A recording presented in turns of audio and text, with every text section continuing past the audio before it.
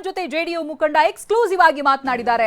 JDU ಮುಖಂಡ ಅನಿಲ್ ಪ್ರಸಾದ್ ಹೆಗ್ಡೆ ಇವತ್ತಿನ ಚುನಾವಣೆ ಫಲಿತಾಂಶದ ಬಗ್ಗೆ ಮಾತನಾಡಿದ್ದಾರೆ. ನಿತೀಶ್ ಅಧಿಕಾರಕ್ಕೆ ಬರೋ ಮುನ್ನ ಅಭಿವೃದ್ಧಿ ಆಗಿಲ್ಲ. ಬಿಹಾರದಲ್ಲಿ ಸಾಕಷ್ಟು ವಿದ್ಯುತ್ ಸಮಸ್ಯೆ ಇತ್ತು. ಬಿಹಾರದಲ್ಲಿ ನಿತೀಶ್ ಅಭಿವೃದ್ಧಿ ಕೆಲಸವನ್ನ ಮಾಡಿದ್ದಾರೆ. ಜೆಡಿಯು ಮುಖಂಡ ಅನಿಲ್ ಪ್ರಸಾದ್ ಕೊಟ್ಟಿರುವಂತ ಹೇಳಿಕೆ ಇದು.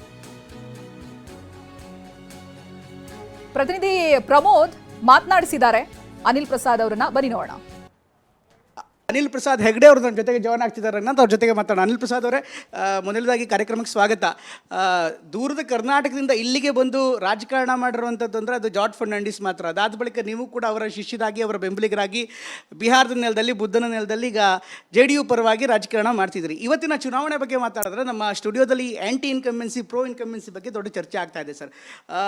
ಪ್ರಮುಖವಾಗಿ ದಕ್ಷಿಣ ಭಾರತದಲ್ಲಿ ತಮಿಳುನಾಡು ಬಿಟ್ಟರೆ, ಕೇರಳ ಬಿಟ್ಟರೆ ಅಲ್ಲಲ್ಲೂ ಮಾತ್ರ ರಿಪೀಟ್ ಆಗಿದೆ. ಅಂದರೆ ಆಂಧ್ರ ಪ್ರದೇಶಲ್ಲೂ ಕೆಲವೊಂದು ಸಾರಿ ರಿಪೀಟ್ ಆಗಿದೆ. ಆದರೆ ನಿರಂತರವಾಗಿ 20 ವರ್ಷ, 25 ವರ್ಷ, 30 ವರ್ಷ ಎಲ್ಲೋ ಜ್ಯೋತಿ ಬಸು ಅವರ ಹೆಸರು ಕೇಳ್ತಾ ಇದ್ವಿ. ಆದರೆ ಹಿಂದಿ ಹಾರ್ಟ್ಲ್ಯಾಂಡಲ್ಲಿ ಪದೇ ಪದೇ ಆಗ್ತಾ ಇದೆ. ಈಗ ಬಿಹಾರದಲ್ಲಿ ನಿತೀಶ್ ಕುಮಾರ್ ಅಂತ ನಾಯಕ ಮತ್ತೆ ಗೆದ್ದು ಬರೋದಕ್ಕೆ ಏನು ಕಾರಣ ಅಂತ ತಾವು ಭಾವಿಸ್ತೀರಿ?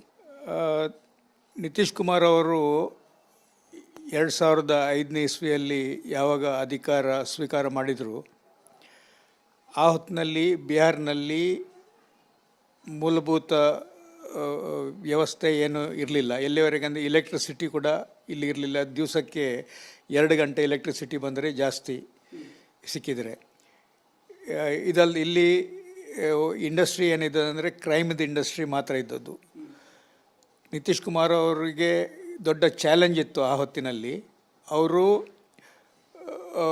ಮೊದಲನೇ ವರ್ಷವೇ 1 ಲಕ್ಷ ಕ್ರಿಮಿನಲ್ಗಳನ್ನು ಜೈಲಿಗೆ ಕಳಿಸಿದರು.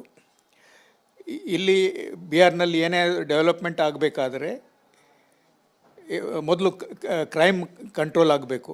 ಎಲ್ಲಿವರೆಗೆ ಅಂದರೆ ಜನರು ಮೋಟ್ರ್ ಸೈಕಲ್ ಖರೀದಿ ಮಾಡಲಿಕ್ಕೆ ಕೂಡ ಅವರಿಗೆ ಹೆದರಿಕೆ ಆಗ್ತಾಯಿತ್ತು. ಮೋಟ್ರ್ ಸೈಕಲ್ ಖರೀದಿ ಮಾಡಿದರೆ ಇವ್ರ ಹತ್ರ ಹಣ ಇದೆ ಅಂತ ಹೇಳಿ ಅವರನ್ನು ಕಿಡ್ನ್ಯಾಪ್ ಮಾಡೋದು, ಈ ಥರದ್ದು ಸಿಚುವೇಶನ್ ಇತ್ತು. ಆ್ಯಂಟಿ ಇನ್ಕಂಬೆನ್ಸಿ, ಪ್ರೋ ಇನ್ಕಂಬೆನ್ಸಿ ಆಗೋದಕ್ಕೆ ನೀವು ಕೊಟ್ಟಿರುವಂಥ ಜೀವಿಕಾದಿ ಇರ್ಬೋದು, ಅಥವಾ ಮಹಿಳೆಯರು ದೊಡ್ಡ ಪ್ರಮಾಣದಲ್ಲಿ ಕೈ ಹಿಡಿದಿರೋದು ಕಾರಣ ಈ ಬಾರಿಯ ಎಲೆಕ್ಷನ್ಸ್ ಬಗ್ಗೆ. ಯಾಕೆಂದರೆ ನಿತೀಶ್ ಕುಮಾರ್ ಮೊದಲ ಬಾರಿ ಚುನಾವಣೆ ಗೆದ್ದಾಗಲೂ ಕೂಡ ಇಷ್ಟೊಂದು ದೊಡ್ಡ ಪ್ರಮಾಣದ ಮಾರ್ಜಿನ್ಗಳನ್ನು ಬಂದಿರಲಿಲ್ಲ.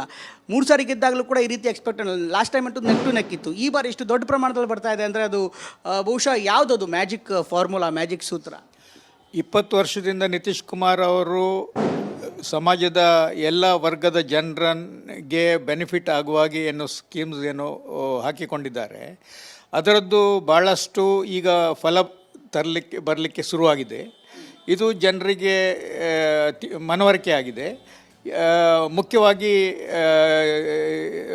ದೇಶದಲ್ಲಿ ಎಲ್ಲ ಪೊಲಿಟಿಕಲ್ ಪಾರ್ಟೀಸ್ನವರು ಮಹಿಳೆಯರದ್ದು ಸಶಕ್ತೀಕರಣ, ಹಿಂದುಳಿದರ ಸಶಕ್ತೀಕರಣ, ದಲಿತರ ಸಶಕ್ತೀಕರಣ, ಅಲ್ಪಸಂಖ್ಯಾತರ ಸಶಕ್ತೀಕರಣ, ಎಂಪ್ಲಾಯ್ಮೆಂಟ್ ಜನ್ರೇಷನ್ನು, ಪರಿಸರ, ಇದೆಲ್ಲವನ್ನು ಏನು ಮಾತಾಡ್ತಾರೆ.